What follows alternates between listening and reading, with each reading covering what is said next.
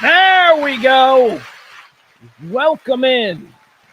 Well, wait, hold on a second. Let's see what kind of what do we got?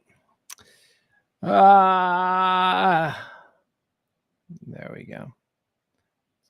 Let's do some bullshit AI Christmas license-free music.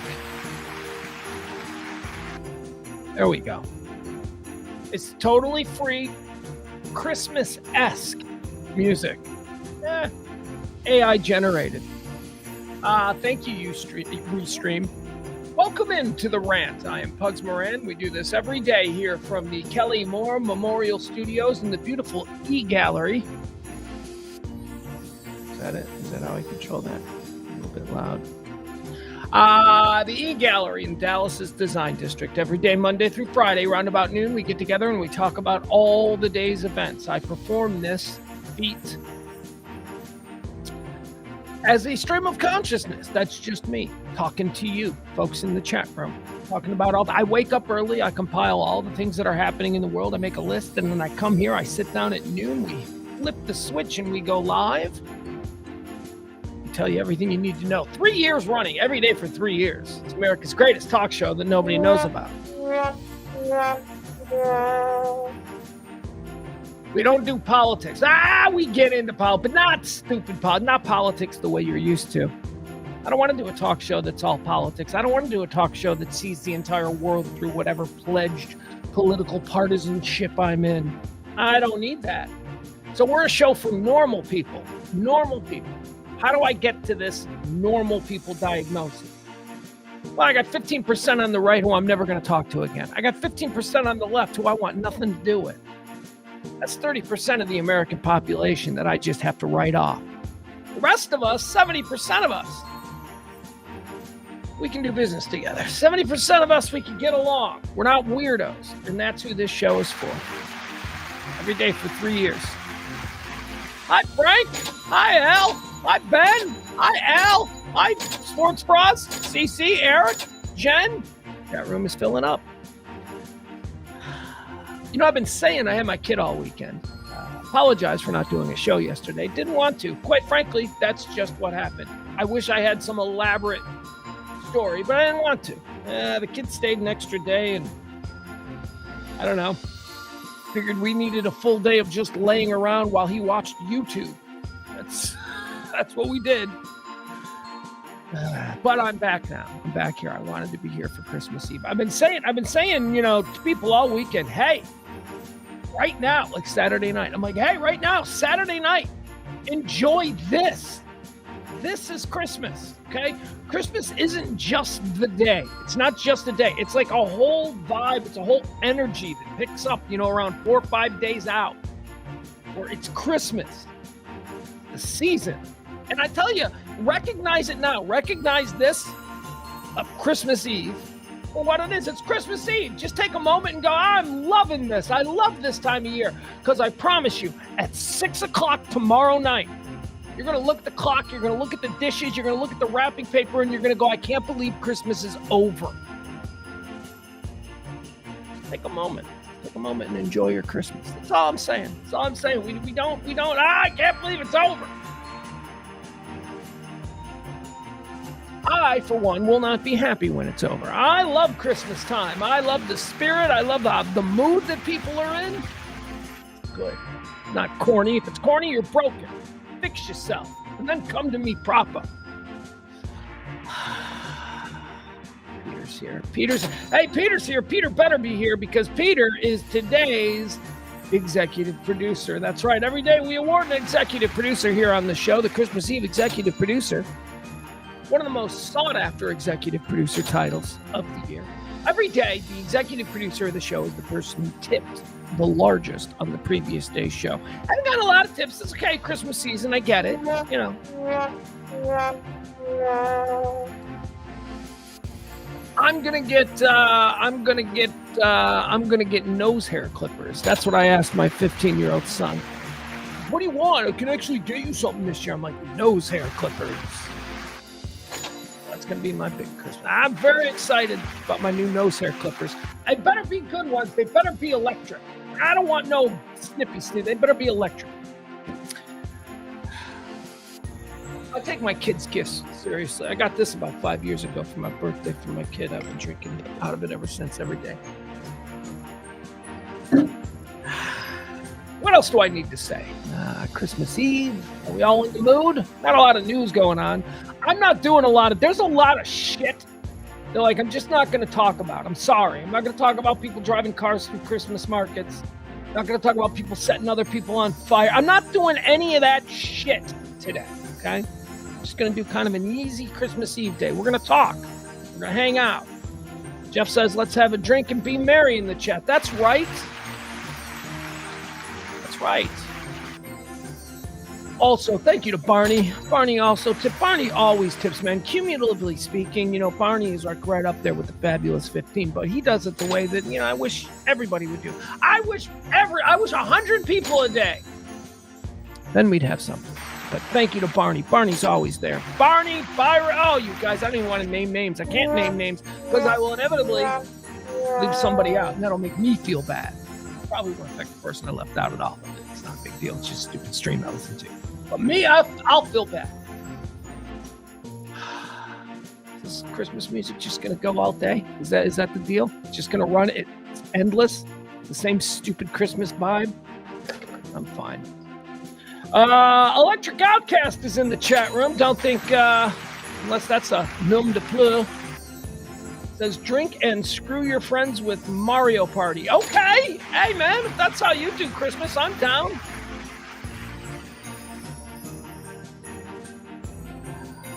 Maybe I take the equipment home. Maybe I do a surprise middle of the day Christmas. I don't have a lot going on for Christmas. I don't have big plans. And that's, anyone who knows me, the way I like it. I love all you folks enjoying time with your family. My family's spread out. I don't get to do that. I get to just have days to myself. And that is what I'm expecting to do tomorrow. It's going to be good. That'll get the boy for New Year's. Although, oh my God, small talk alert. We're in the small talk segment. Show plays out in 4 segments. The first is called Antecedently on This Day. That's this day in history. Second quarter, second segment, birthdays. Talk about people having birthdays today. And by the way, what a shitty thing to have a birthday on Christmas Eve. We'll talk about that. Deads, quarter 3. People who died on this day. We're going to go through a list. These are the people who died. Where'd they go? Did they go to heaven or did they go to hell? Those are the first 3 quarters. And the fourth is the hot topics, everything that's happening today, the headlines and all that stuff. But small talk. So, small talk. I just had something for small talk, and I totally forgot about it. What was it? It was in my head. It was something to do with my stupid kid. No, he's not stupid. He's great, but you know what I mean. Oh, well, it's gone. It's gone forever. How are we doing with the backdrop today? The backdrop looks good. We've also, I don't know if you can see this, we've also got some garland around the edges. We don't need to keep the garland, though. Garland's just for now. Let me see something. We're going to get started. It's a very lazy show today. I got a meeting. By the way, we got to be out of here at 2 o'clock. I got a meeting at 2 o'clock, and then that's it. We're done. We're done for the day. Hold on. Let me see something here. Chat. Let's see here.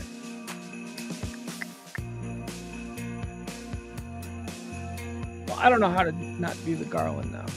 I don't care. Doesn't matter. Trying to think, there was something that I wanted to mention in the small talk segment that's just I don't have now. Maybe call him silly. Instead of calling my 15-year-old stupid. Nah, look, I call him stupid. He gets straight A's. He's like, turns out he's like number 6. I don't know, 5, 6, 7. He's either 5, 6, 7 in his class. So he's not stupid. He's smart. But he's still 15. Hey, the music stopped. Wait a second, now we got more. We got more music. All right, what do you say we just get started? I can't remember what the small talk segment was supposed to be, so, whatever. We'll just get started. Welcome into the Rant. I am Pugs Moran. These are the Kelly Moore Memorial Studios in the beautiful E-Gallery. We are RadioMisfits.com. Welcome to the Rant for the 24th day of December, year of our Lord, 2024. It's Christmas Eve. Christmas Eve, everybody. Did you know that this Christmas Eve is the 359th day of the year? 7 days. 1 week. So New Year's Eve, you got your New Year's Eve plans? Probably not, because you didn't listen to me. You didn't listen to me. All year I've been saying, get those New Year's Eve plans started. Did you listen? No, you didn't listen. All right, once again, thank you to Peter, our executive producer. If you would like to drop a little Christmas cheer or something, you can do that anytime you want. The show runs on your tips and your gratuities. No commercials, no breaks, no nothing. Just, you guys think you want this kind of talk radio, you drop something and we keep going. That's how we've run for 3 years. All right, let's get started, right? I promise you, I've got good energy.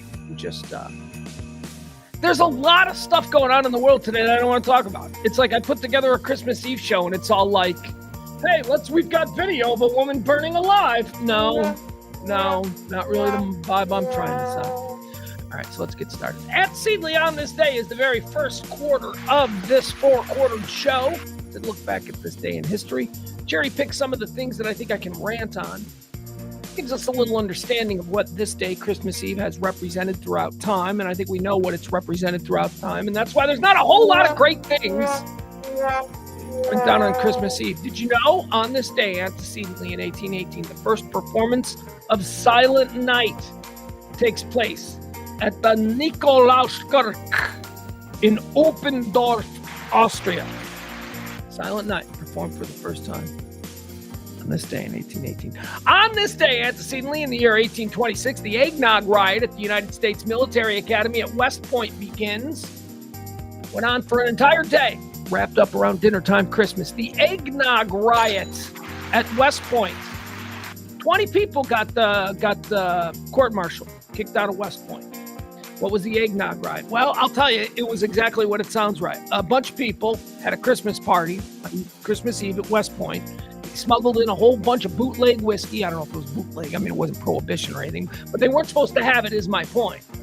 And all these idiots got drunk and they all started fighting. It turned into the Eggnog Riot on this day in 1826, West Point. On this day, antecedently in the year, not a whole lot. And we're going to jump to 1913. The Italian Hall disaster. The Italian Hall, the Italian theater disaster, whatever you want to call it. It occurred on this day in 1913 in Calumet, Michigan. Results in the deaths of 73 people, including 59 children. Why? Somebody yelled fire in a crowded theater. And this is why you can't do that, people. The Italian Hall disaster in Calumet, Michigan. Hold on, my news is not that there's any news today.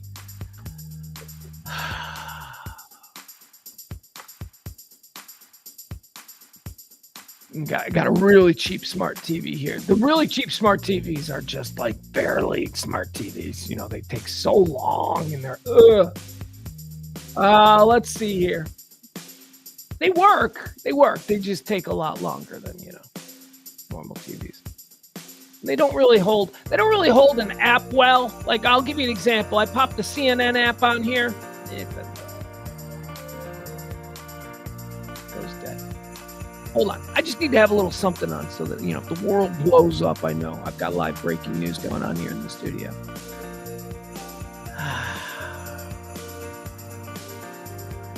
Stupid TV. All right. Bear with me and enjoy the computer-generated, license-free Christmas music. This is barely Christmas at all. This is, I don't know. All right, let's keep going. On this day, antecedently in the year 1941, Benghazi is conquered by the British 8th Army. Benghazi falls on this day in 1941. I can talk a little bit about this because, I'm watching that, I told you a couple of weeks ago, about that new series that I discovered from Stephen Knight, the creator of Peaky Blinders, who is so awesome. Oh my God, he's such a great TV writer. So he's got this new series. It's on Amazon Prime. It's called Rogue Heroes. And it's about the founding of the SAS, the Special Air Services, which is essentially the British, SEALs, Rangers, whatever. The first, specialized, mayhem-inducing combat unit. And it's all about this. What happened on this day in 1941? World War II, Benghazi is conquered by the British 8th Army because of the work that the secret SAS did. It's really good. It's really good. Rogue Heroes. It's on Prime. You got a couple of days here, you're going to land. This is a definitely dad porn show. Your dad, you're going to lay on the couch and you want to watch some like really cool dudes, blow up some Nazis. It's really good. Rogue Heroes is what it's called. About the founding of the SAS, and if you like Peaky Blinders, it's in that vein. That kind of dialogue, that kind of action, that kind of... Very good. And it was on this day in 1941 that Benghazi is conquered by the British 8th Army, which would pave the way for the landing of the U.S. forces, which would then encircle Rommel and the Nazis in North Africa, leading to, of course, as we know, an Allied victory. Antecedently on this day in 1968, the Apollo program, the crew of the Apollo 8 enters orbit around the moon, becoming the first humans to do so. They then performed 10 lunar orbits, took the Earthrise photograph, broadcast TV pictures live for the very first time, and read the first 10 verses of Genesis, the famous Christmas Eve Apollo 8 broadcast, on this day in 1968. All right, that's going to do it. Like I said, also, I think, Christians believe Jesus was born either on this day or tomorrow, whatever, time zones and all that, but that didn't get mentioned. It's not even in here. Didn't even make the list. Shall we do birthdays? Once again, we're going to skip over Jesus. Jesus apparently didn't make the cut today. Don't they say Jesus was born in, like, July or something? Like, it's not even, like, Jesus, I don't know. I could probably look up Jesus on Wikipedia, and it would have whatever birthday they say is his birthday. But it ain't Christmas. Everyone knows that baby Santa was born on Christmas. All right, let's do some birthdays. Here we go. Birthdays. People born on this day. People just... This music is just... Or this birthday. Being born the day before Christmas. Oh, God, that sucks. It's a good couple of days for you. Especially if you're a kid. But as you get older, it sucks. Like, if you're a dad and your birthday is the day before Christmas, oh, forget about it. You're getting one present from, like, all the kids, and it's going to encompass both. But even as a little kid, it's got to kind of suck. Like, I feel like I had it perfect. Christmas is in December. My birthday was in July. I had it spaced out. Now, I didn't get to have, birthday in school. That was always a big day, when it was the kids. It's so-and-so's birthday. Your mom made cupcakes.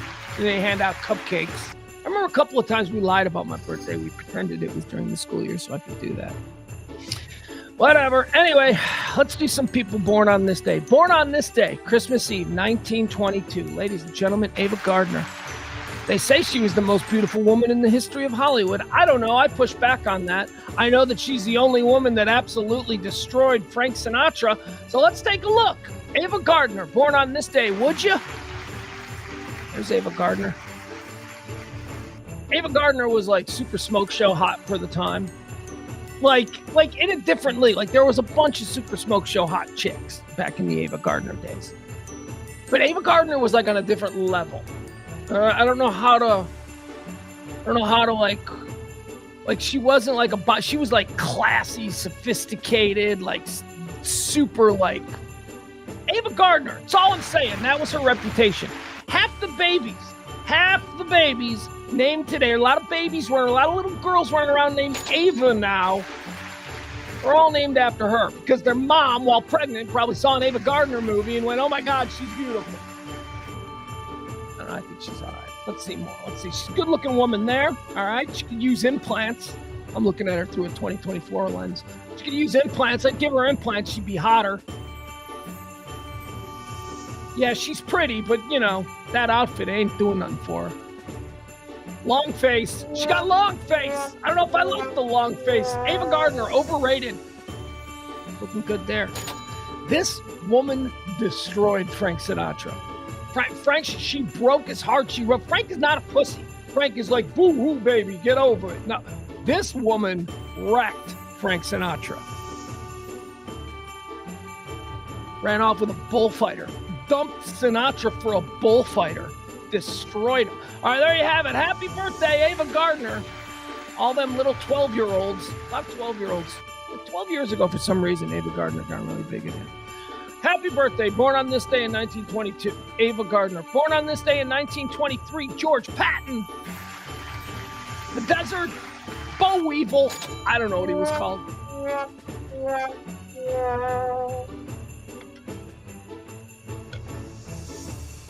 Look, Patton was a lunatic. He was insane. He had zero discipline, which is odd for a guy that rose to the rank of general. But he came from a privileged family with generals and stuff, so, he was fast-tracked. But sometimes to be a truly effective general in times of absolute indiscriminate mayhem, you need a lunatic. And that's kind of what we got there in Patton. So, General Patton, born on this day in 1923, George Patton. No, this is his son. Never mind. Forget this guy. This is the son. Never mind. I just realized this is not the real George Patton. This is a different one. Screw him.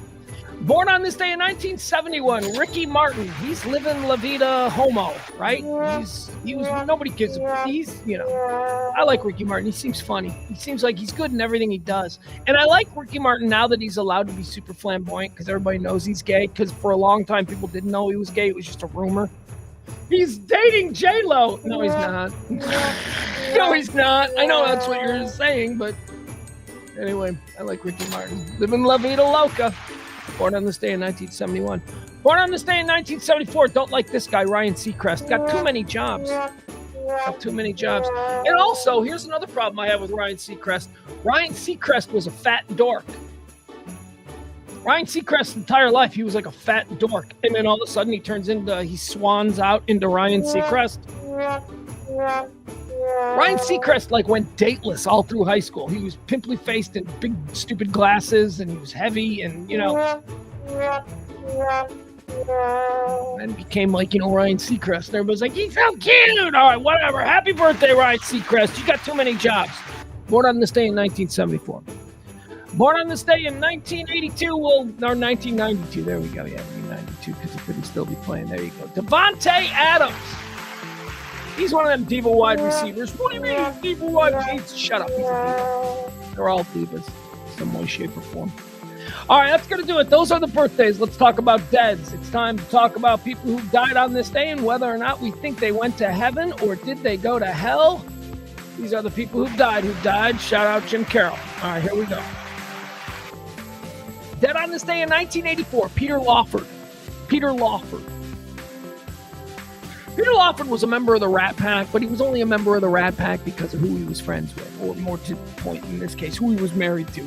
Peter Lawford was married to the Kennedy sister, okay? So we all know the Kennedy brothers. There was JFK and RFK, right? So the Kennedy brothers. But they also had a sister.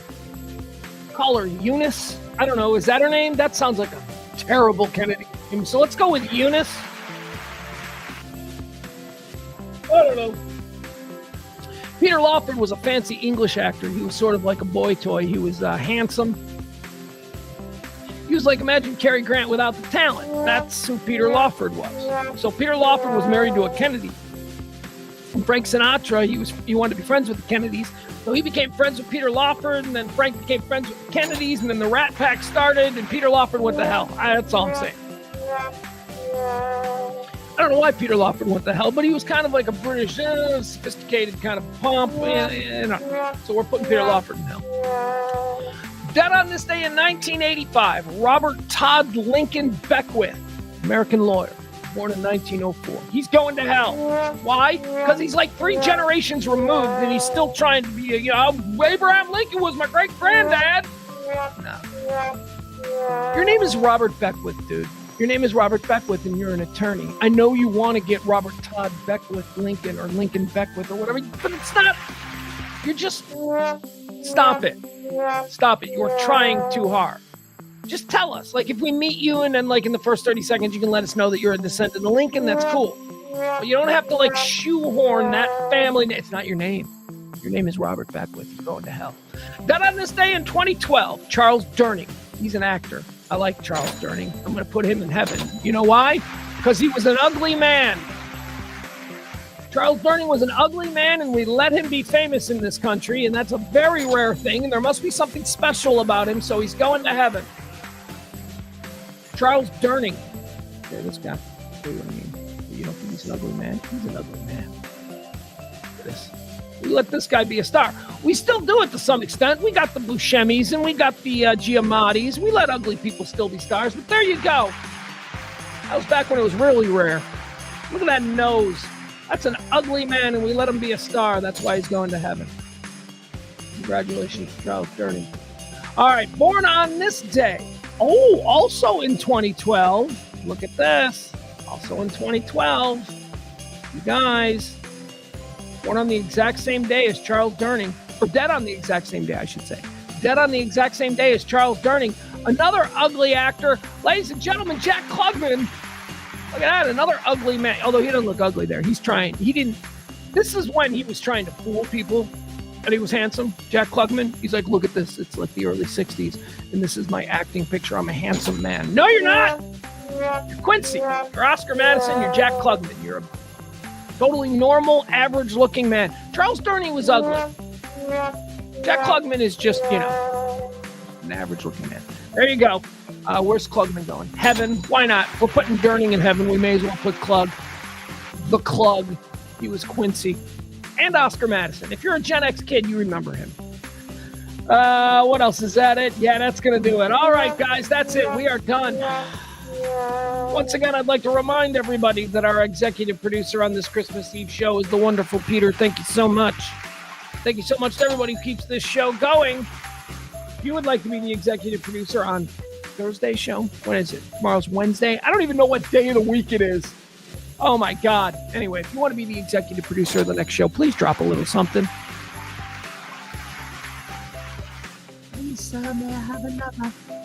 And then if you're the big tipper of today's show, and there have been no tips on today's show, so you know what?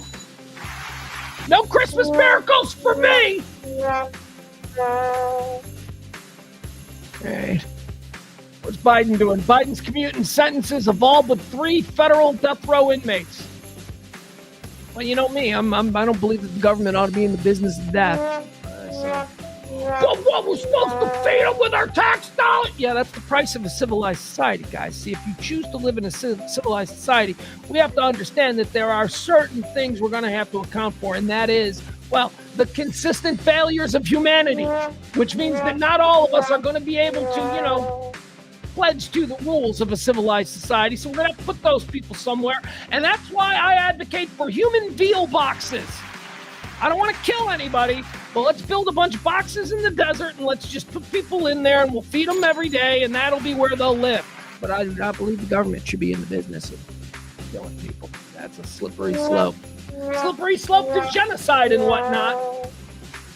But hey, but he killed a little girl. Yeah, and now he's going to have to think about that for the rest of his life when he lives in a box in the desert. Why I should be emperor of the world. All right, let's see here. Big news stories. Let's run these down. American Airlines shit the bed this morning. Did you hear about this? American Airlines was grounded from coast to coast for a period of time today. They say that it was an outsourced vendor's software that caused American Airlines computers to crash and all of their flights to be grounded. Let's see here. Heavy travel day off to a rough start after American Airlines is grounded all of their flights. They're back up.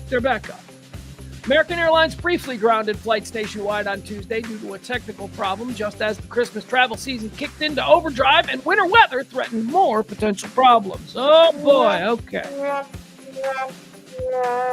Got the proverbial Christmas Eve weather and travel mess story out of the way. We can move on. It's going to be weather too. Hey, guess what? On Christmas Eve in December, there's going to be weather in certain parts of this country, this continent. Who would have known? Bill Clinton's in the hospital. Bill Clinton has been hospitalized. Bill Clinton is hospitalized for observation and testing after developing a fever. He's got a fever. A source close to the 42nd president told NBC News that the situation is not urgent and that Clinton is awake and alert. All right. There you go. All right, now this sounds Christmassy. This music sounds Christmassy. This is, we're listening to AI license-free generated restream Christmas music. It's Christmas-esque is how they get away with it.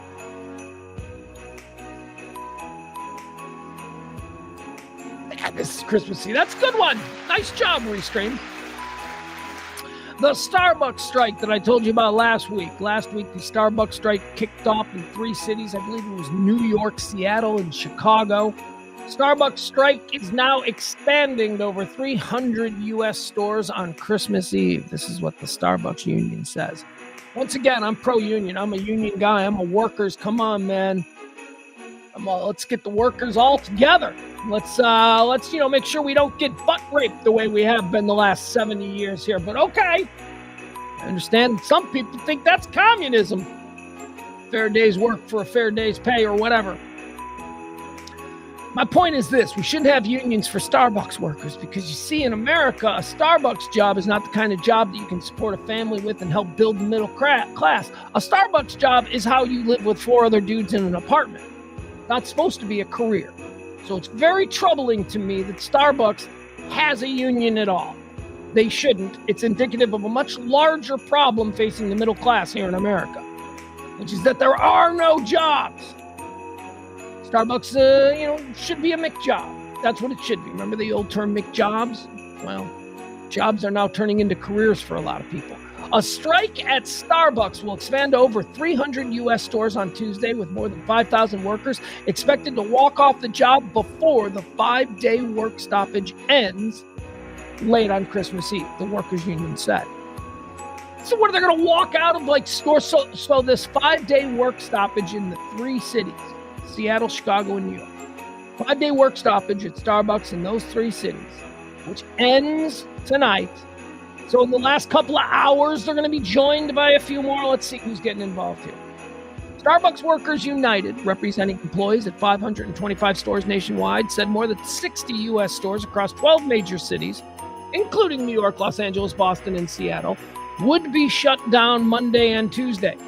Talks between Starbucks and I don't care. Okay, there you go. Again, it's so sickening that Starbucks workers feel that they need a union because there's nothing out there. There is no job. It's not a stepping stone job anymore. It's not a Mick job.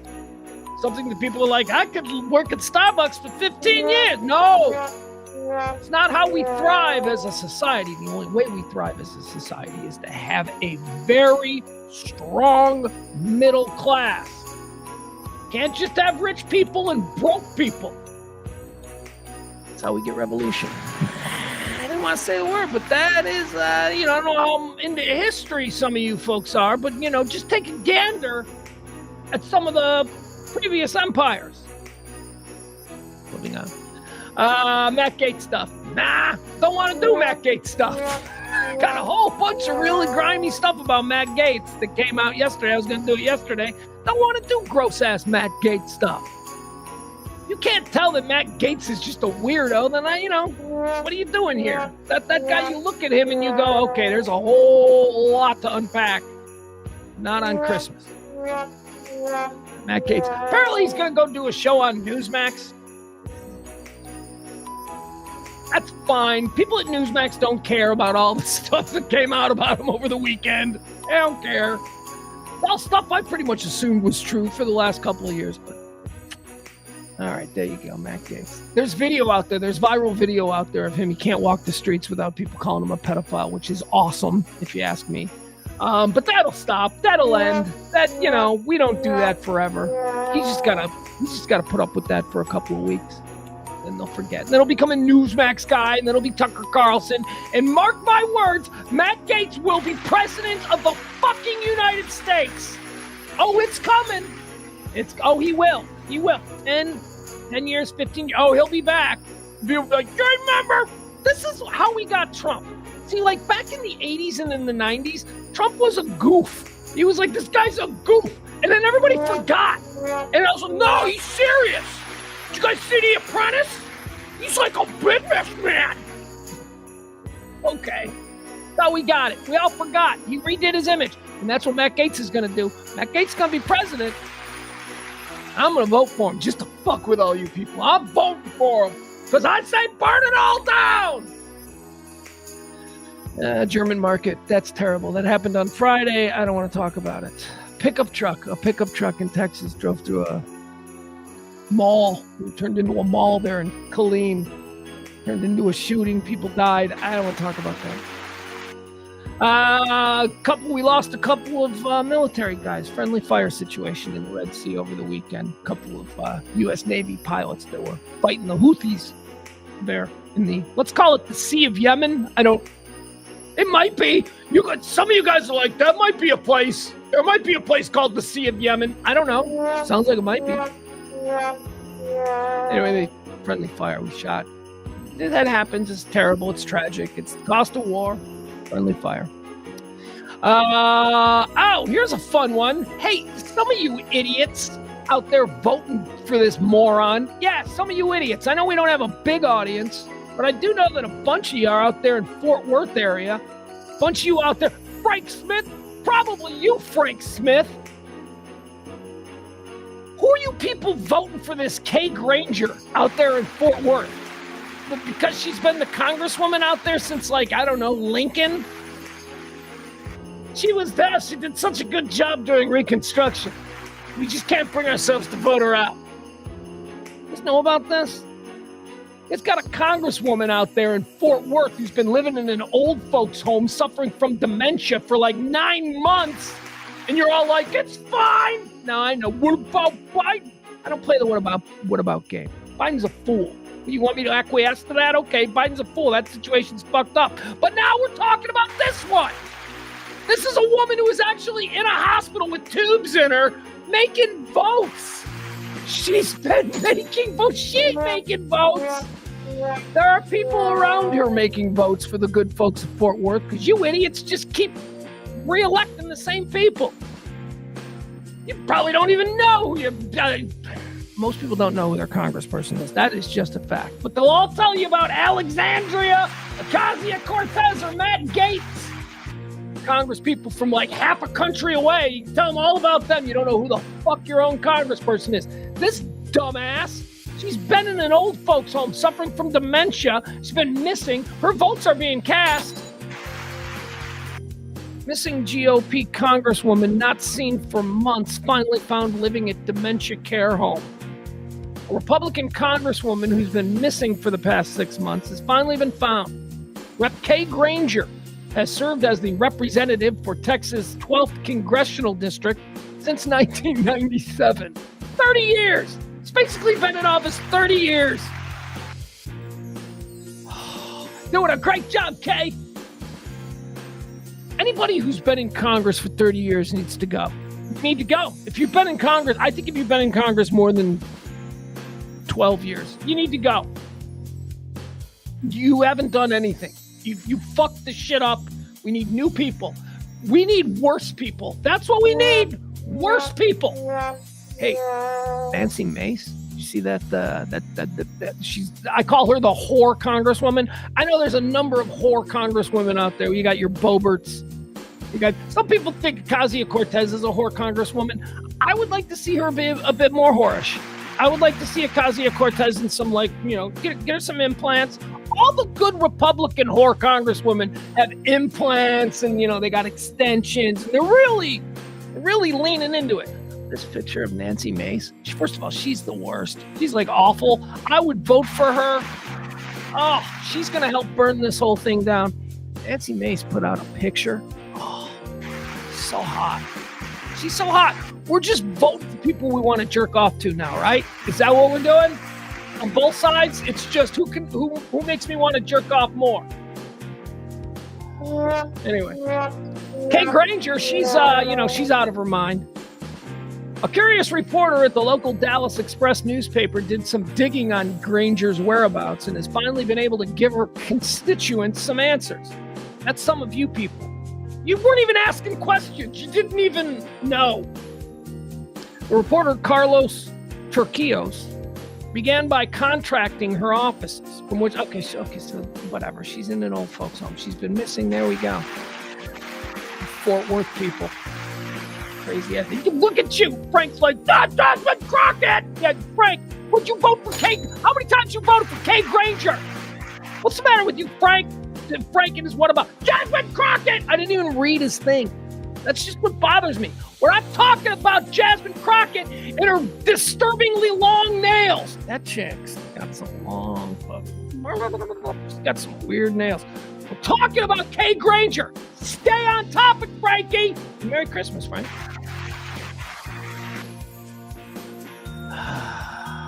All right, what do we got here? Drone delivery. Drones. Everybody's seeing drones. No, see that? New Jersey drone story went away. The drones didn't actually go away. It's still happening. It's just nobody cares anymore because that's who we are as people. We're going to be invaded by aliens. They're looking for nukes. Oh my God, you guys, seriously, why aren't you paying attention to this? And then 3 days later, what's going on with the drones? Is that still a thing? So we are. We're going to die in the blink of an eye. Everything's going to end in the blink, and that's probably for the best, right? Maybe that's for the best. We're just ignorantly oblivious. Humanity, that is. We're just ignorantly oblivious to whatever's going to happen next. The whole planet's going to crack in half. We're like, what? And it's going to be over really quick. Because we stopped watching the drones. I don't know what's going on with the drones. But anyway, there's drones everywhere. Did you know North Texas? That's right, I'm talking to you, my good friends here in North Texas. Do you know the drone delivery is now being super maxed up? That's right. There were a couple of places, right? There's a couple of places where I remember I think it was a Walmart or something. It was a Walmart is doing drone deliveries in Allen. And then there's a video that goes viral of a dude getting a Walmart drone delivery in Allen, right? It's like, look, this is how it works. And then it turns out that dude works for the PR company that put out the viral video. And it wasn't a real, nobody's getting drone. You don't know anybody who's gotten a drone delivery, okay? It's available. You don't know anybody. I did. No, you didn't. No, you didn't. Sorry. It's not really happening. I mean, it will eventually. Eventually, skies are going to be filled with these things. Noon. It look like a flock of geese flying over these drones, dropping people's 2-liter bottles of Mountain Dew or whatever the hell it is. They're too lazy to get to the store and pick up themselves. But anyway, check this out. Stonebriar Mall. You like Stonebriar? There was a period in my life where Stonebriar was my mall. I could walk to Stonebriar. I used to live up there. I love Stonebriar. I argue Stonebriar is the best mall in America. It is the best mall in America. I love that mall. Got a great food court. Got a nice skating rink. Got clean movies. Clean movies are very important. It's a good mall. And Stonebriar is one of those, this is in nice upwardly mobile suburbs in Texas where expansion is nonstop and everything is bigger. It's the biggest freaking mall. You could fit 4 Chicago malls into Stonebriar. That's how big Stonebriar is. Everything's bigger in Texas. Well, the malls sure are. So Stonebriar is going to start offering drone delivery. Dallas malls to start delivering purchases by drone. This partnership involves Wings Aviation, LLC, a subsidiary of Google's parent company, and Brookfield Mall Properties. A drone company is partnering with DoorDash to bring delivery services to customers' homes from a local mall in Texas. The partnership marks a first-of-its-kind deal with Wing Aviation, we already know it's about Google. It says here, we are proud to be the first landlord to provide drone deliveries as another avenue to help our tenants serve our communities, said Katie Kurtz, Senior Vice President of Business Development at Brookfield Mall Properties. We're committed to meeting the changing needs of the ways people shop. It says here, after customers place their order in the DoorDash app, an option to deliver their items by drone from more than 50 merchants will appear on the checkout screen. All right, we got a video here. All right, let's watch this video. Hold on. First of all, let's kill the Christmas music. I know that some of you will probably be pleased by that. We'll kill the Christmas music. Now let's check this out. All right, we got a video. Is this what drone delivery is going to look like? Ugh, nope. You know what? I'm going to want to watch that on YouTube. Here we go. Glasses out there and they let you achieve. Skip that. Here we go. Okay, so this is what the drone delivery is going to look like. One of these things falls out of the sky into a busy intersection, killing a family in a minivan, and this whole thing is over. One of these flies into a house and catches on fire. I'm telling you, man. We can't handle this we can't handle this. You got to put look, the whole, you know why there's lanes on roads? Because we can't handle it without somehow being told where to be. We're going to need to make lanes in the sky. There's going to need to be lanes. That's next. How do I make money off that? How do we make money off knowing that lanes in the sky are going to have to be in there? I'm not smart enough. I don't even know what we're looking at here. This is just crazy, stupid stuff. There you go. Anyway, Frisco Mall, you're going to be able to get Frisco Mall, Stonebriar Mall. Let's go back to the story. Wings Aviation, whose drones have a cruising height of nearly 150 feet, said that they'll be able to deliver items in 15 minutes. Yeah, right. Let me see here. What else does it say? Wing has been operating in the U.S. for the past 5 years and has completed more than 400,000 commercial deliveries worldwide. No, you haven't. I don't know anybody who's ever gotten a drone delivery. The FAA allowed Wing to make flights over Dallas. The FAA also gave Amazon approval for operating its new drone delivery service, the MK30. I don't know what that means. God.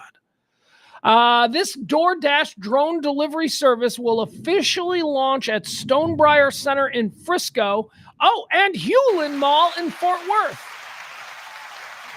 It's all right. Nobody's going to take it. Nobody. Drone deliveries is so stupid. Just get in your car. Just go out and see people, man. We are becoming so walled off from everybody else. What's going on? Breaking news, Hawaii's Mount Kilauea volcano is erupting, sending lava spewing and smoke bellowing on the Big Island. There you go. All right, let's see. What else do we have here? Drone delivery, we covered that. How about Ricky Henderson? Let's talk a little bit about Ricky Henderson. Ricky Henderson died over the weekend. This was something. So my son got to learn all about Ricky Henderson over the course of about 2 hours. On Sunday or Saturday, maybe it was Saturday afternoon. I'm not sure when the news broke of Ricky Henderson's passing. Ricky Henderson was a baseball player. Do we know how he died? Do we know? I don't, because as of Saturday, we didn't know. And I didn't really revisit this. Hold on. Let me see here.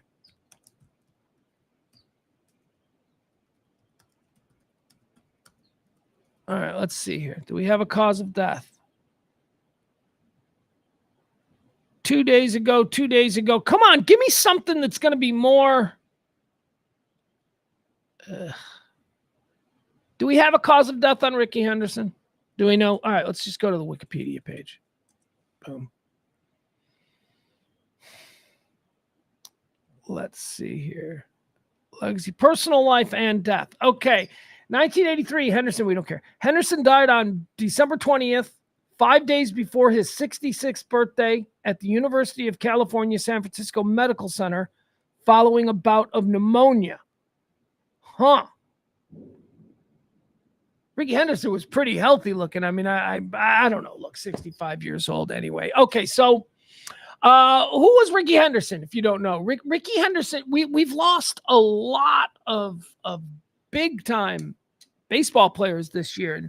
And I always like to kind of keep this flow chart in my head of who is the greatest living baseball player.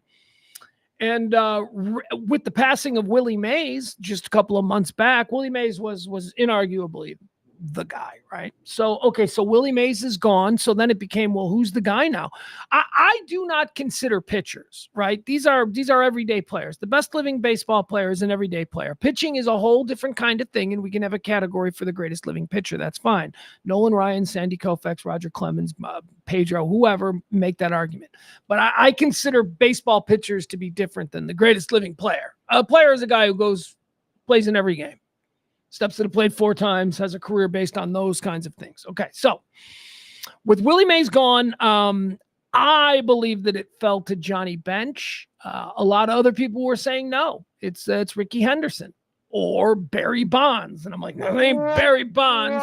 A lot of people said it was Pete Rose. Pete Rose we just lost. So Pete Rose is out of it. But a case was there to be made that Ricky Henderson was the greatest living baseball player. He certainly was one of the greatest baseball players of my life growing up. Rickey Henderson was a scary thing. Rickey Henderson never played for any of my teams. Rickey Henderson always played for other teams, and that's why I was never, in the moment, a fan of Rickey Henderson. Rickey Henderson caused me to roll my eyes a lot and go, oh, that arrogant SOB. And that's who he was. Rickey Henderson was the very first. I would give Muhammad Ali certainly some credit for this, but Rickey Henderson was a Muhammad Ali type in that he was a shit talker at a time when there weren't a lot of shit talkers in the spotlight. You know, you consider, especially among black professional athletes, right? I mean, you had guys like Hank Aaron. You got guys like Willie Mays. You have guys like Ernie Banks. You had all of these like incredibly sophisticated and elegant, dignified men. And then you had Rickey Henderson, who was sort of this mid-70s, late 70s, 1980s next generation of the modern black superstar athlete.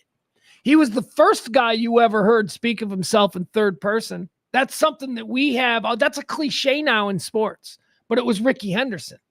Muhammad Ali never said. Muhammad Ali says, no, Rickey Henderson did. Rickey Henderson only spoke of himself in third person. Well, Rickey gonna get 3 hits today. Rickey gonna get 3 hits and go steal 6 bases. So that was a little much, especially if he didn't play for your team. But if he played for your team, man, he was your guy.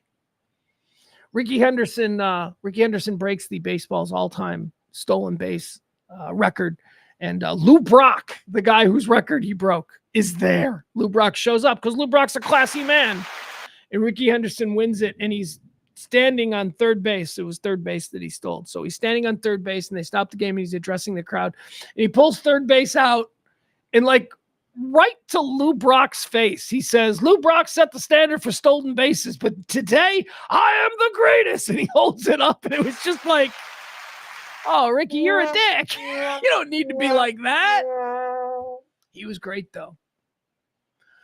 There's been a whole bunch. Like I said, on Saturday, my son was like, my son realized that it was a big deal because all of his alerts started going off. He's like, Dad, who's Rickey Henderson? I'm like, why? And he's like, well, Rickey Henderson just died. I'm like, what? And so I look it up. And I'm like, oh my God.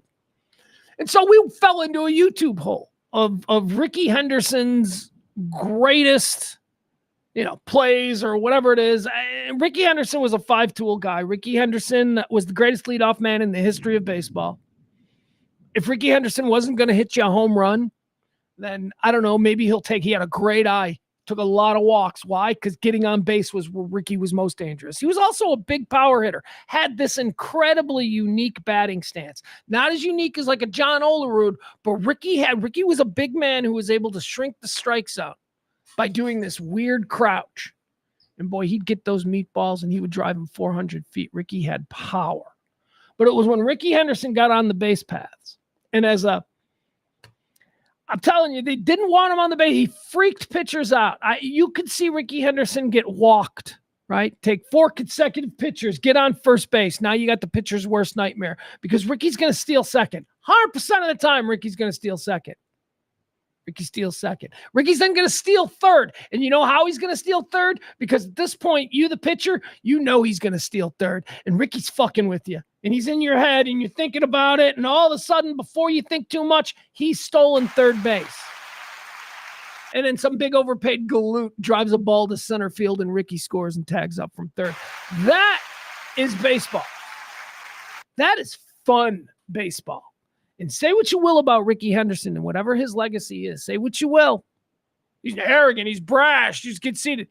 He was fun. And that's what baseball needs more of now more than ever. Fun. And they're doing more fun stuff. Baseball can use more Rickey Henderson types. You know why? Because you could say that he's arrogant and you can say that he's brash and you could say that he's a shit talker, but Rickey Henderson backed all that shit up, man. What are you going to do? He's going to tell you that he's going to steal second. He's leading off first. He's chirping at the pitcher. He's telling the pitcher, your next pitch, I'm going on your next pitch. And he does. And there ain't nothing nobody can do about it.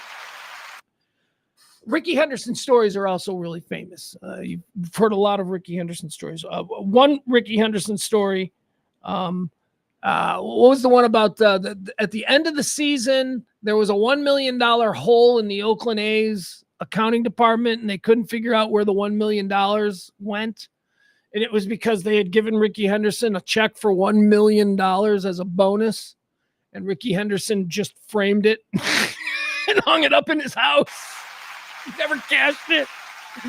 So at the end of the season, the A's are like, hey, Ricky, here's what people do. Typically, people will make a photocopy of that, and they'll frame the photocopy, but they will actually deposit the check in the bank. Thanks, Ricky. Can you get right on that?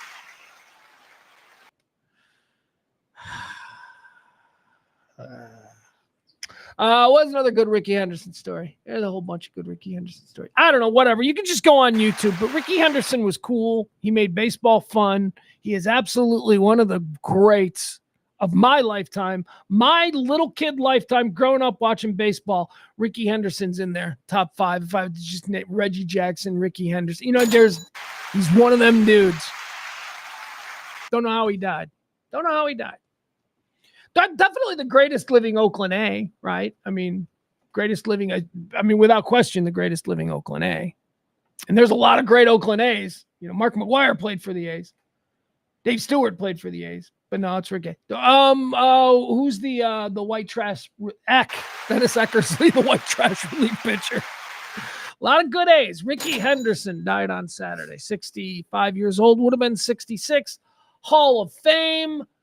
MVPs, all-star, first ballot. He's Ricky Henderson. He is the man of steel. That was his nickname. Get it? Steel, S-T-E-A-L. The man of steel. He could play defense, too. Ricky's going to rob your home run out there in left field. What, you think you hit that ball 398, 300, 400? You think so? No, Ricky's going up that wall. Ricky goes up that wall. Ricky dives. Ricky makes catch. Ricky's got gold gloves. Ricky was everything. Ricky could do it all. All right. So who's the best non-living, who's the best pitcher now? So we've got, who's the best player in baseball now? It's time we look at this. A lot of people are talking. I didn't know that we had settled on Ricky having been the greatest. I don't think that was necessarily settled. I think that there are other everyday players out there. But the question now is being asked, who is the greatest living Major League Baseball player? Cases for Barry Bonds, Mike Schmidt. They go with Clemens here. This is Sports Illustrated. I don't include pitchers. I'm sorry. I don't go with Clemens. I think the obvious answer is as long as he's still alive. And let me make sure he's still alive. Wow. Yeah, it's Johnny Bench. Johnny Bench has got to be. He's got to be. And I think he probably was the best player even when Ricky Henderson was alive. Johnny Bench, career WAR. Johnny Bench has a 75.1 career WAR. All right, there you go. That's what I'm saying. I'm saying Johnny Bench. Giving some love to the catchers out there. Best living baseball player of all time. Let's see. Oh, here's something. This was kind of wild. This is, a lot of people are out there. They're very upset about this. And I'm like, yeah, well, no, you could be upset about it. And maybe we should be upset about it, that's where we've gotten to. But you shouldn't be surprised by it because I sure as shit wasn't surprised. You guys see Saturday Night Live over the weekend. It was Martin Short. Martin Short is a little much. A little much for me. I love him. He's an icon. He's great and all that stuff. But Martin Short is a little much for me. And he was a little much on Saturday Night Live over the weekend. But the big news that people were talking about came from Weekend Update. The Weekend Update. They did that thing that they do. This is not what I'm going to play, but they do that thing where they write jokes for each other. They do it twice a year. They do it at the Christmas break, and then they do it the last show. And Michael Che writes jokes that Colin Jost has never read before, and he has to read them on the air, and they're always racist and make him look terrible. And he does the same thing to Michael Che. It's funny. That's not what we're talking about. This is being heavily criticized. The people at Saturday Night. First of all, it's the audience. What do you mean the people at Saturday? This is the audience. This is a cross section of America. These are tourists who've had these tickets for a long time. These are people, these are not easy tickets to get. People wait a long time to get Saturday Night Live tickets, okay? And it's certainly not all just friends of the celeb. No, these are regular people. I have known people who have gone. It's one of my bucket lists. I want to go to a taping of Saturday Night Live. I've been to the Tonight Show. I've been to the Conan O'Brien show. I've been to a couple of game shows. I want to go to Saturday Night Live. I want to go to a taping. So anyway, so here's what happened on the news on Saturday. Luigi Mangione dropped. Yeah, definitely will. Oh, what? Just talking what football, the hell I don't want happened? to talk F1. Oh my God!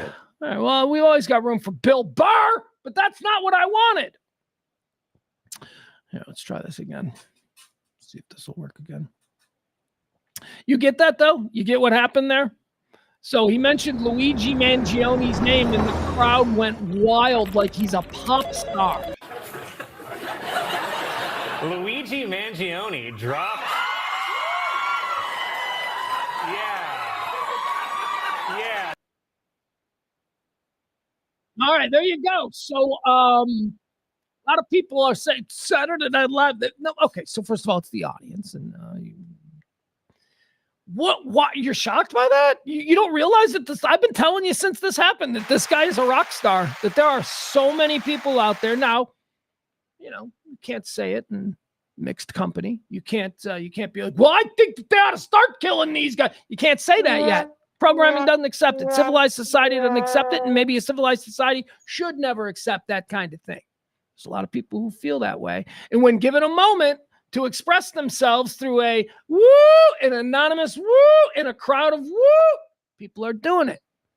This is different. This is what I'm telling you. This trial coming up. I don't know if it's going to be in 2025. I don't know if we're going to have to wait a year. This is going to be the trial of the century, man. This is going to test all kinds of things. This is going to push back on a lot of social norms, is what I'm saying.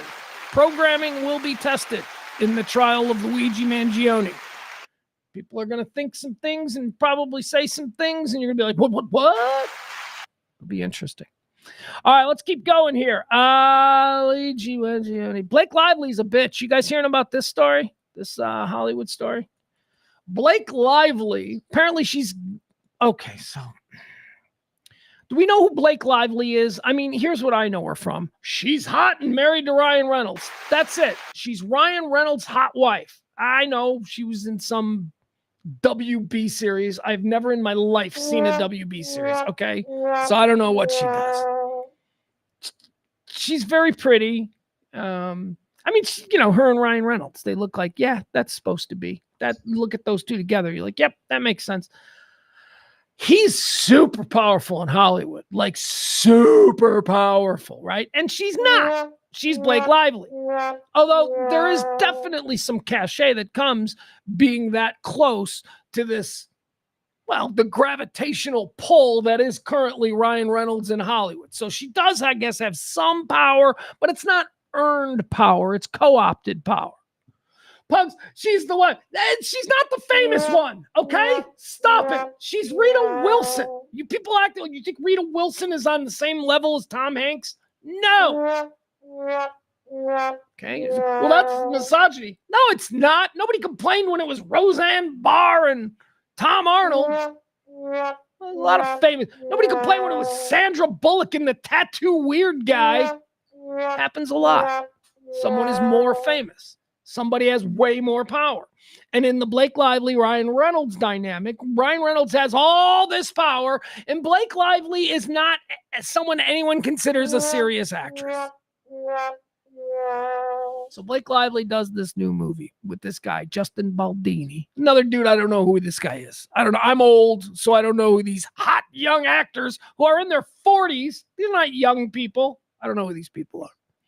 So she makes this movie with this Justin Baldini. I think it's called, what's it called? Hold on. I've seen it, right? It's not the, what's the name of the show? What's the name of the stupid show? It Ends With Us. Is that it? It Ends With Us. Yeah, okay. So it's a movie. It's a Netflix. Looks like a rom-com, but apparently it's about domestic violence. I don't know. I'm not going to see it. I will never see this movie. But apparently, it was in theaters. It did okay. Now it's on Netflix. Now people are talking about it. Why are people talking about it? Because it stars this Justin Baldini guy. I don't even know his name. Baldoni? Justin Baldini. I don't know. Handsome guy. Justin Baldoni, we'll call him. Stars him and Blake Lively. Is that Thunder? I think so. He wrote and directed it. So he's the big poobah. But Blake Lively is married to Ryan Reynolds. So, she's on the set, and he's like, apparently he came also from like the WB or something like that. He's not anything, but he's the writer, director, and it's his set.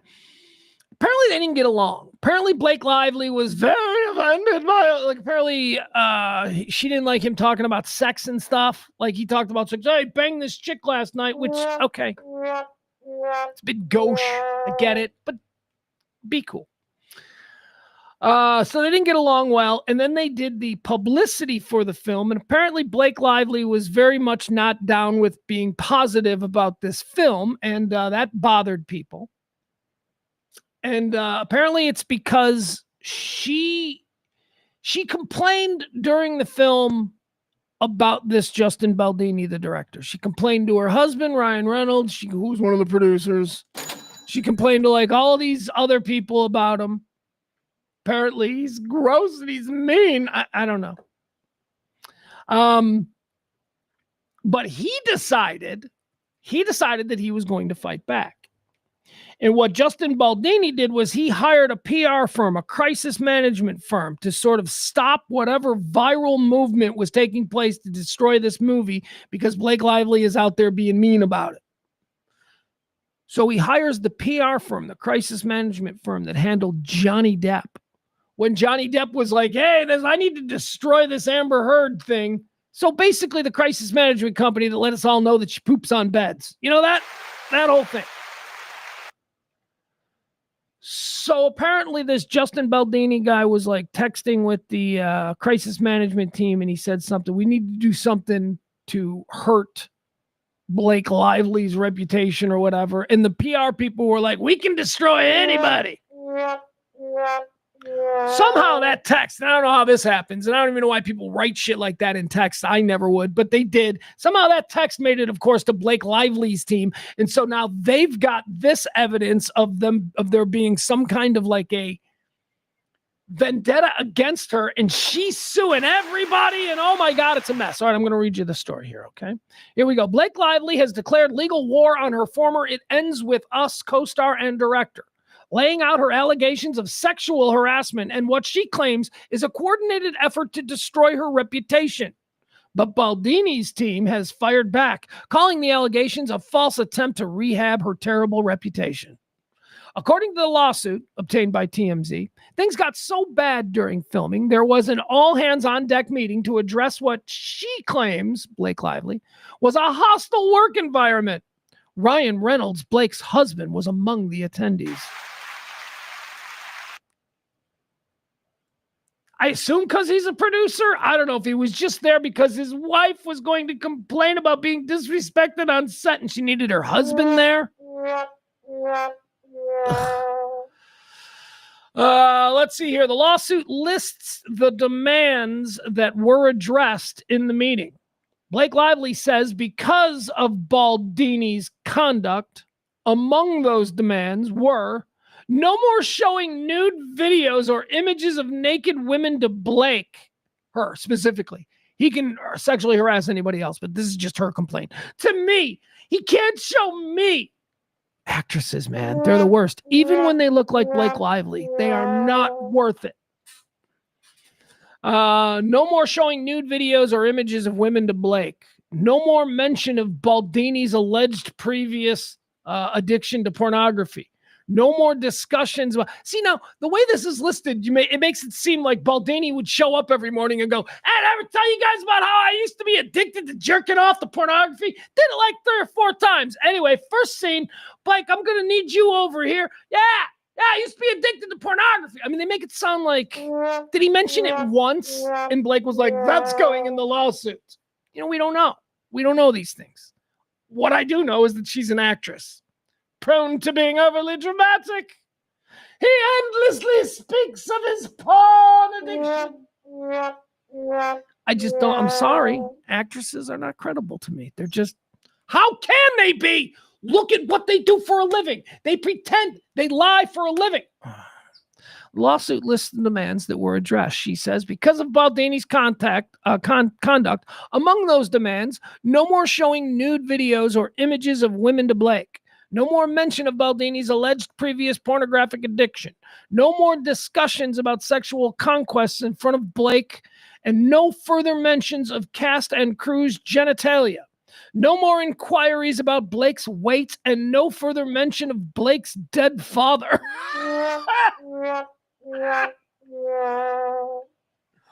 So, like, from this, you would think that this guy Baldini shows up on set and goes, hey, anybody want to hear about my porn addiction? Nah? Hey, Blake, what's going on? Get away from the craft services table. You're looking like you're a little bit fat. Your dead father would be rolling in his grave. All right, people, let's go. Scene 1. That's what it makes it sound like. I'm sure he just didn't like her. I'm sure he just thought she was a bitch. And I bet you she was a bitch. And this turned into a whole little back and forth where he's like, it's my set. I'm the director. I'm the writer. And then, in the back of her head, she's like, but I'm Mrs. Ryan Reynolds. I'm Mrs. Deadpool. So who knows? The lawsuit lists the demands. Let's see here. No more talking about Blake's weight. Blake's weight? She's hot as hell. There's nothing wrong with Blake's weight. And no talking about Blake's dead father. There's also a demand that there be no adding of sex scenes to the project. All right. So apparently they were writing. Sometimes you write, whatever. The suit claims that the demands were embraced and approved. The suit claims that Blake's demands were embraced and approved by the studio, but there was a huge conflict over how it would be marketed. Blake wanted a more upbeat pitch about her character's resilience as per the marketing plan, whereas Baldini wanted to focus on the domestic violence and chose to go off script from the original plan. Lively claims Baldini and company then engaged in a social manipulation campaign to destroy Blake Lively's reputation. The suit includes text. This is what I was telling you about. The suit includes text from Baldini's publicists to the studio's publicists, which say Baldini, quote, wants to feel like Mrs. Lively can be buried. And then it adds, and we can't write that we will destroy her. So buried is what they're saying. And then we can't say destroy her. Well, you just said it, stupid, trying to be cute. The suit claims the campaign caused Lively harm to her business and caused her family severe emotional distress. Bullshit. Your husband is Deadpool. There's no you guys are fine. What you're upset about is that your husband is a rock star in the field of entertainment and business, and you're just the hot woman he married. Your career didn't take off. You're upset about that. And that's fine, but internalize it a bit more. Don't lash out at, your co-star. God, she just seems awful. She's always like, my best friend is Taylor Swift. I don't think so. I don't know. I think you want people to believe your best friend is Taylor Swift, but I don't think Taylor Swift's your best friend. My husband's Deadpool. You know what I hate about Blake Lively? And I'll tell you, this goes back to one of my favorite shows. I love that Wrexham show. The show where Mac from It's Always Sunny in Philadelphia and Ryan Reynolds, they bought some horse shit soccer team in some godforsaken part of England's ass crack. And they turned it into a TV show. They bought this really bad soccer team and they're building it up into a good team. It's called Wrexham or something. I don't know. It's a delightful show. It is a really nice show. It's aspirational. You feel good. You are honestly, every episode, they try and leave you going, oh man, that was good. That was nice. And that's something we need. So I like that show. You want to know who I don't like in that show? Blake freaking Lively.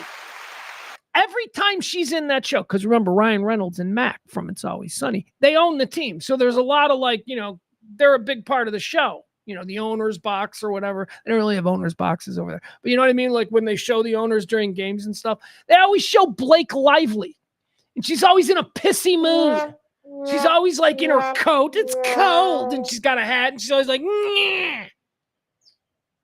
Whereas Ryan Reynolds and Mac, they're like having fun. Anyway, I don't like her. She's got bad vibes. She's very hot, though. Let's look at her. It's never, please. She's like Jell-O. There's always room to look at Blake Lively. Look at her right there, the blonde. She is beautiful. Look at these two freaks. These two people. God, there's not a human on the planet that would turn their eyes away if these two started having sex in front of you. You'd all watch Ryan Reynolds and Blake Lively have sex. You would. That's insane. Look at those two. Merry Christmas. All right. What else do we got here? Let's see. Anyway, there's a whole war going on. I think that you want to know what I think is going on with the whole Blake Lively, Justin Baldoni war. Here's what I think is going on. I think that he was given a shot. He's a failed actor. He was given a shot to maybe now reinvent himself as a director. He had this film. He had Blake Lively. He's like, okay, she's a name. She comes in with all the Ryan Reynolds stuff. She's like, I'm here on set. You know, when really all we know is she did a WB series once. But she's like, I'm Judy Garland, you know, she's showing up like she's something. And that probably irritated from the get-go the writer-director who's like, oh, God, this is my co-star. That's all I'm saying. And it just snowballed from there. I just think, do I think that this Justin Baldini guy probably did some stuff to kind of try and wreck her reputation? Yeah. I don't think he had to try that hard, though, because I don't think she's got a great reputation. She does. She's kind of got a reputation of a bitch. And that's what she's saying. She's like, I'm suing because I have a reputation for being a bitch, and they're making it worse. What? No, you're being a bitch. Just, baby, you're worth like $500 million. They are. Her and Ryan Reynolds are worth like $500 million. They're like crazy rich. They're like, anyway, moving on. All right, here we go. Blake Lively. She's having a difficult time. People are being mean to her. When you're pretty, people aren't often mean. All right, what else do we got here? Bert the Crocodile died. That's pretty sad. Bert the Crocodile's the crocodile from Crocodile Dundee. He was 98 years old. Remember Crocodile Dundee? That's Bert. He's a crocodile. Actually, I don't even think that was a scene. But you for a moment went, yeah, I remember that scene. No, you don't. There was no scene where he was like, that's Bert the Crocodile. But Bert's dead, and here we are. What did Bert die of? He died of being a 98-year-old crocodile. I don't know if that's old or if that's young for a crocodile. Are crocodiles like turtles? We'll never know. Let's see here. Okay, here's a fun story. All right, this is a Home Alone story. You guys, if you've walked past a TV, you've probably seen Home Alone. Okay. Every TV I walk past for the past week has had either Home Alone, Love Actually, Elf, or whatever the Tim Allen Santa movie is. That's it. Every television I have walked past just randomly in somebody's house or whatever, those are the movies that are always on. Elf, shocked. I love it. Don't get me wrong. I think Elf is an incredibly good film, an incredibly good Christmas movie. I just never felt like Elf got its due. I always thought that like people forgot about Elf, right? Elf is great. You know what else is great? Fred Claus. Fred Claus is also gay. We got to add that because Fred Claus was on the TV last night. Fred Claus. That's the one. That's the one. You know what my son and I watched on Saturday night? We did a throwback thing. I made him, okay. So I'm like, you're watching a Christmas movie with me. And so he said, well, fine. He goes, you come up with 5 Christmas movies, and I'll come up with 5 Christmas movies, and we'll watch one of them. And I'm like, because really, I just wanted him to watch the one that I wanted to watch. But okay, whatever. So my son and I, we did this little like Christmas movie draft. You know what we ended up watching? And honestly, we loved this movie. Loved this movie. We're watching it. We're like, oh my God, how could we have even considered watching? And it's now, I think, going to be a Christmas tradition where me and him are going to watch this movie every Christmas. It was a movie that I used to watch with him when he was like 2, 3, 4 years old. And he'd never, like, he'd totally forgotten about it until it was mentioned. And then he, like, went back into his mind. He's like, yeah, Dad, I do remember. We should watch that. So we watched it. And it's a little-known animated Christmas movie that you people may not remember, but it's called Arthur Christmas. And it is amazing. It is the coolest animated Christmas movie ever. And that's why I remember it from all that. And that's why he remembered it. He's like, yeah. And we're watching it and we're like, God, this is so cool. Arthur Christmas is the story of how Christmas is, how Santa pulls off Christmas in one night. It's about logistics and but it takes place in the modern times where the North Pole isn't this folksy little elves workshop. The North Pole is actually like a NORAD kind of situation. They got satellites and, there's not a sleigh with reindeer. They haven't had that since the 1960s. They've got this like mothership, like this alien spacecraft, Sleigh 1, S1 or something, whatever it is. I don't know. It's just the gadgets and all that stuff. It's really cool. Arthur Christmas. That's what we watched. Loved it. If you've never seen Arthur Christmas, find it and watch it. You'll enjoy it. It is so well done. And it's the dude from House. I love the dude from House. Who's that guy? Who's the star of House? It's that guy. He plays Steve. He plays Steve Claus. Steve Claus is next in line. See, Santa, who I think his name is Milton or something. He's Milton Claus. The current Santa is Milton Claus. He's been Santa since 1941. But they show you all the Santas throughout times. And so I think the guy we got now is Milton. And he's been Santa since 1941. But he's got two sons. He's got Steve, who is like the heir apparent. He's like, this is, by the way, this is supposed to be Milton Claus's last Christmas. Steve is supposed to be the new Santa. But Steve is way into the logistics. Steve is like, mission control guy. He's like the Ed Harris character in Apollo 13. People, we've never lost a man in my mission. That's who Steve is, even though next year he's supposed to be Santa. Arthur is the younger son. Arthur responds to all the letters. That's Arthur's job. Arthur has got the big heart and he's wonderful. And so anyway, Arthur Christmas. I don't want to spoil it for you, but it's awesome. My 15-year-old son and I enjoyed the hell out of it. We're like, this is awesome. God, we forgot how good this is. Make Arthur Christmas a Christmas classic. All right, what else do we got? Let's see here. We're on fumes. I got to be honest with you. We're on fumes at this point. Oh, here. This is fun. Home Alone. That's what I wanted to talk about. Home Alone and Home Alone 2 are also like always on. Like TNT. Oh, my God. Home Alone's on again. Look at that. So the question, the Home Alone people, they lived in the Chicago area. I knew where they lived. I knew that neighborhood. I knew what they were. Okay. So even as a kid, you guys are all, caught up in the majesty of Christmas. You're watching Home Alone. You don't understand that you're watching a bunch of silver spoon sons of bitches. Okay. They were so fucking rich. The McAllisters, they lived in Winnetka. That's like a $10 million home. I mean, it's like, cute little Christmas. How does the 1% celebrate? That house was amazing. Guys, first of all, did you ever put this together? The McAllisters?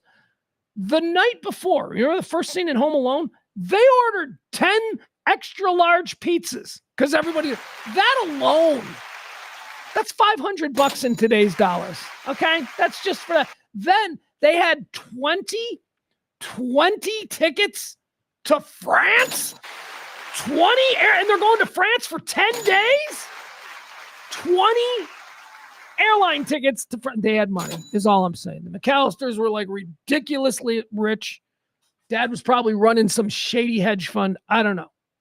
So here's an interesting story. What would it cost to live like the Home Alone family today, according to financial advisors? All right, what would you need? You would need a salary. Okay. Your household income, your salary would have to be at least $3.5 million a year. You would have to at least make $3.5 million a year. Although they go into all kinds of interesting things here. Like apparently there's a scene where they're all running around, before the night before Christmas or before the flight. Remember, it's all crazy. They get the pizzas get delivered. But there's a scene where the mom says, like Catherine O'Hara, she forgets that she's playing a rich woman in a $5 million home. She says, don't waste the milk because it's so expensive lately. There's this thing in the chaos of everybody pouring everything. She says, don't waste the milk. Like all of a sudden, she's like a middle-class mom. All of a sudden, she's a middle-class, she forgets. So the people who figured this out, they factored it in that maybe the McAllisters are having a little bit of financial trouble. Maybe there is. Because they are worried about the milk consumption and wastefulness. So that's good. Also, it's also revealed in Home Alone at some point, apparently, that the brother-in-law is buying the plane tickets, but Mr. McAllister has got the hotel rooms. So apparently, also the plane tickets, that's not coming off the McAllister. It says in the classic movie Home Alone, a family accidentally leaves their 8-year-old son behind when they embark on an overseas trip. Yet viewers often focus on another question. How freaking wealthy were the McAllisters? Because, yeah, they are. They're wealthy.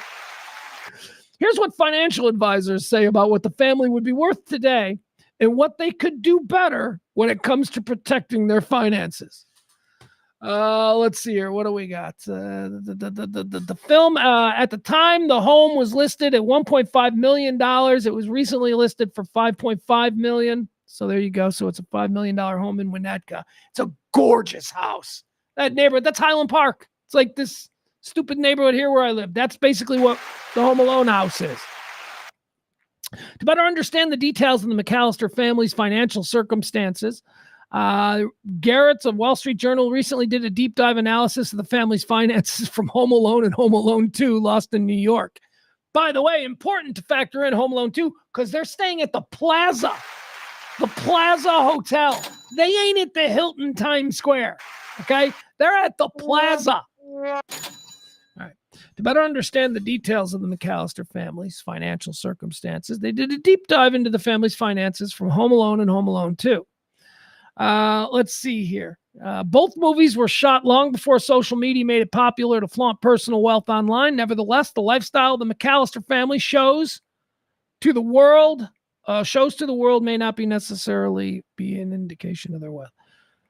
I don't understand it. Nevertheless, the lifestyle the McAllister family shows to the world may not necessarily be an indication of their wealth, Garrett says.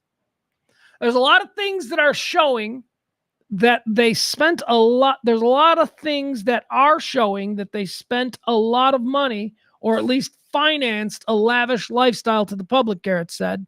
But inside their home, they're actually maybe a little scared about money. All right, here it says. What looked lavish more than 30 years ago when the first two movies were shot is now even more luxurious today, thanks in large part to the effects of inflation. Okay, they talk about the house. Sold for $5.25 million last year. To buy that house at $5.2 million, it would cost approximately $34,000 a month. Your mortgage is $34,000 a month with 20% down at a 7% mortgage rate. 20% down of 5. Okay, so yeah, they're rich. Anyway, they're super rich. You know who else is super rich? Like they don't like. You don't really see it because you think, oh, that's just normal, everyday America. Remember Steve Martin and Diane Keaton in Father of the Bride? They're super rich. That house? Are you kidding me? Anyway. Let's see. What else do we have here? You know, I'm going to wrap it up here. Told you I got to get out a little bit early. I got a 2:00 meeting, so I want to get in on that. But we'll wrap it up with this. How about some football? All right. Can we talk about the first weekend of football playoffs? Did you guys enjoy it? My 15-year-old son and I, we basically watched everything football that was offered to us. It was just football, football, football, football. SMU? Okay, we expected that. SMU? They didn't deserve it. You know, they didn't deserve it. SMU, look, SMU is a fun little team. They're a building program. They're going to be great. Congratulations to them. First year in the ACC. They did way better than anybody expected. Made it to the playoffs, made it to the final 12 teams. That's incredible. But there's no school spirit. I live on the campus of SMU. You wouldn't even know that football team was. So, all right. So SMU lost to Penn State. Let's be honest. There are two football conferences in college. They're called the the SEC and the Big Ten, and that's it. The ACC went up against Penn State, a good Big Ten team, and they got their ass handed to them. Okay. Then we got Texas. Texas won. We've got a fright. We've got a fright in our family. All right. So this is what we're dealing with right now. I'm going to show you this text. I'll read you this text that I got. So this comes from my kid. This morning, he's basically broken down the playoffs, right? So my 15-year-old son, told you this, he's got 3 schools. By the way, my son unveiled a new school, a new 4th university that he's very interested in, and I'm totally down. So my son's 3 schools. He wants to go to either Notre Dame, University of Texas, or SMU. Now, I just listed those off the top of my head. That's not the order. There is no particular order. It depends on what day you ask him. He'll have this one at number 1. Anyway, over the weekend, he announced that he was now very interested in Stanford as well. Stanford. Why Stanford? I said, why Stanford? That's interesting. Why Stanford? He goes, because it's a really good school academically and they play respectable football. I go, okay, all right. So you remember a couple weeks ago, I was trying to get him to go to the Ivy League because he's really smart and he's good at football. So why not go to the Ivy League on a football scholarship? So I was trying to get him to go there and he's like, they suck. And then he's like, I want to go to Florida. I'm like, dude, there's got to be a middle ground between Florida and the Ivy League. So anyway, so we've got those 3 schools. And now apparently he likes Stanford. I'm telling you, there is a chance that I can slide in the next couple of years. I got 2 years. He's got 2 years of high school left. In the next couple of years, I could get Northwestern in the mix. I think I could get Northwestern. He wants smart people schools that also have, semi-respectable football programs. All right, so the football playoffs. First week is over with, and my son is having a bit of a crisis. So this is what we've broken down. This is what he's broken. This is what he's got figured out, okay? He says, oh, my God. This is the text I get. Oh, my God. I got Notre Dame beating Georgia. Georgia is starting their backup quarterback. Beck is out. All right, very good. All right. Carson Beck, Mason Beck. It's Carson Beck, right? Carson Beck is out for Georgia. All right. So he's got Notre Dame beating Georgia in the next round with their backup quarterback. He also has Boise State beating Penn State. I like it. I like that he's got Boise in the upside. I, don't know that I'd go with that, but okay, Boise State. He then says that sets up Notre Dame versus Boise State in the national semifinal game. Winner goes to the title game. All right, there you go. Notre Dame beats a Georgia team with a backup quarterback, and then, then they can have the winner of Boise and Penn State. All right, very good. So there we go. He's got Notre Dame winning that game, and he's got Notre Dame in the national championship. He then says, I have Texas beating Arizona State and Ohio State beating Oregon. That sets up Texas versus Ohio State in the other national semi. Long story short, I have Notre Dame versus Texas for the national title. Yikes. Oh, my goodness. This is our national nightmare. This is our little family nightmare. Well, I'll tell you this. Here's the problem. I didn't go to Notre Dame. He doesn't actually have any family connection to Notre Dame other than being culturally Irish Catholic in America. That's it. That's the connection we have to Notre Dame. His mom is a proud graduate of the University of Texas.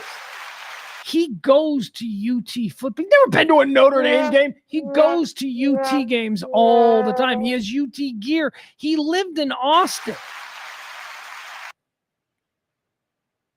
I'm not going to tell him this yet, but I think I'm going to allow him. I'm going to allow him to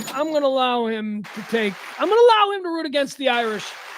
If it comes down to the University of Texas and Notre Dame, well, first of all, congratulations, Texas. Because one thing that I do know about my Irish, we shit the bed like nobody else on the big stage.